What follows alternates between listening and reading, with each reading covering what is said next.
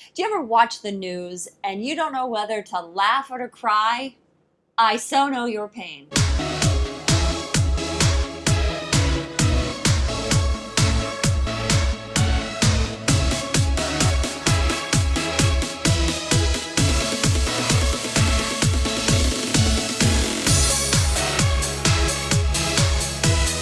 Hi, it's Kim Castle and you're watching kimTV, the place to be to get more tingle out of life. Thank you so much for being here, for being a part of this, whatever you want to call it. Shout out to Cherish Life, who commented on right here on YouTube. Either you put up with a lot of shit growing up with a name like Cherish Life, or you're really cool and you're planting a seed against the matrix. They say that the life we live today is based on the lives we have lived, good and bad, and that we're stuck on a specific cosmic track until we do something radical to change it. What if we could skip tracks? What if we could escape karma? I'm not a person that normally pays attention to the news. I'd rather live in my, state of denial. A, because often it's stupid. I mean, if you really take in the inane things that happen in the world, stupid. B, makes me sick to my stomach. C, embarrassed to be a human being.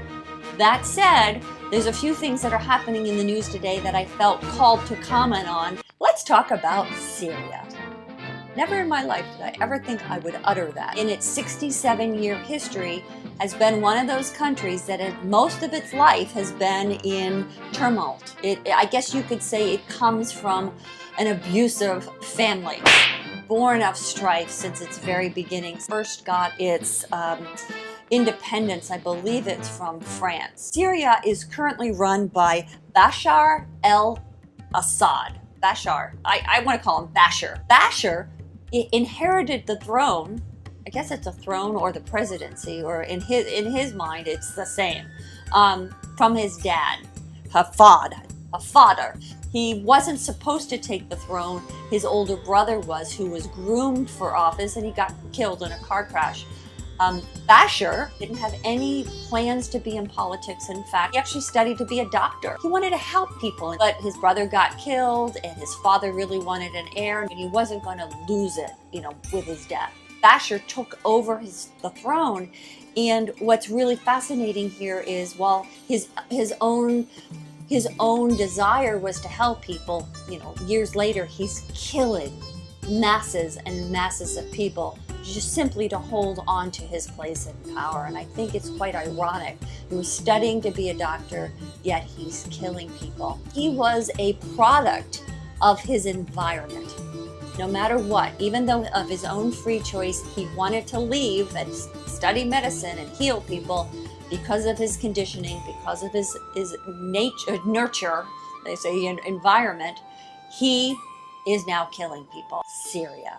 Also going on in the news, Miley Cyrus causing a big hoo-ha, twerking on the VMAs. Her hoo-ha caused a hoo-ha. Miley Cyrus is 20 years old. She doesn't care about the rest of the world. I'm not going to go all judgment on Miley Cyrus, whether she should keep her tongue in her mouth or made herself look like a chia pet.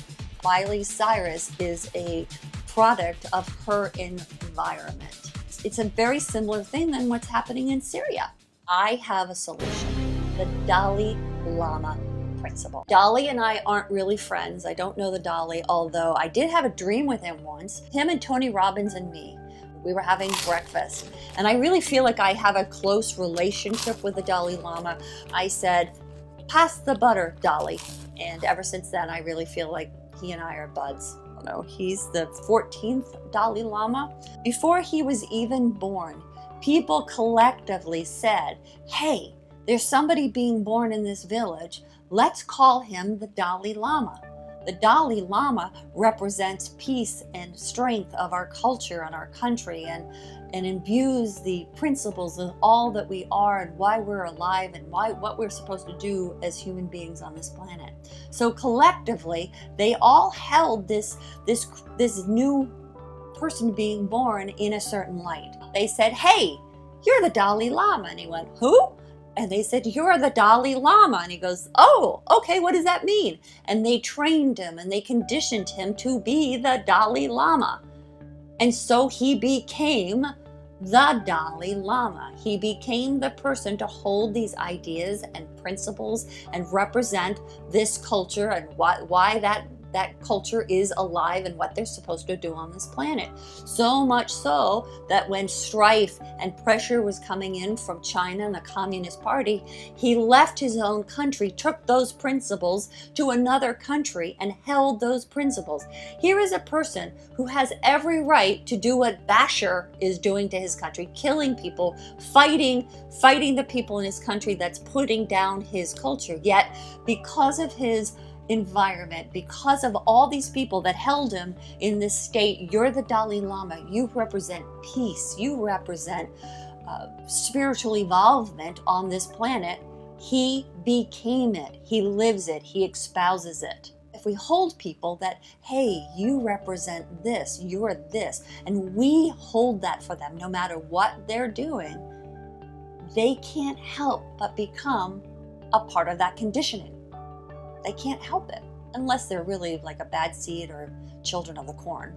If Miley Cyrus was held, the principle was applied to her, she may not be bumping and grinding on the stage for millions of children to see.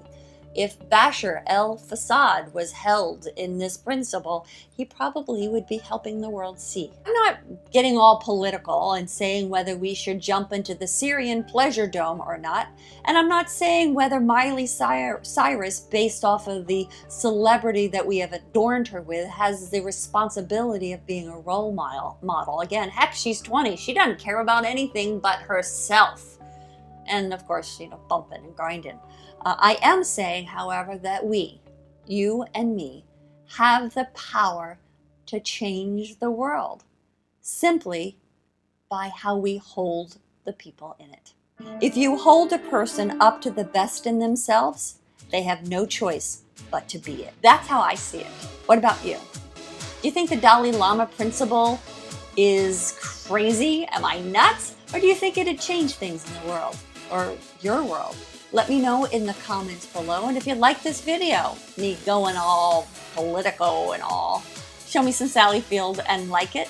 And be sure to share kimTV with your friends. Want to be notified every time I share a new episode of kimTV? Subscribe. And that's this episode of kimTV. Thank you so much for watching. Until next time, remember, wherever you go, whatever you do, I see you. Really, I see you. I see CNN right behind you. Turn it off. Turn it off right now. It'll only screw up the rest of your day. Blah, I can't even talk today. What the heck? What? Oh, there. I just discovered a new thing to do with my iPad 1. That's about what it's good for these days. It won't even operate anymore. Some days I feel like an iPad 1. Have a crack across my face, but I can still run on old operating systems. Sorry, I just gave you a glimpse, like being John Malkovich movie into my brain. I'm so sorry. You can leave anytime you want. But come back to kimTV.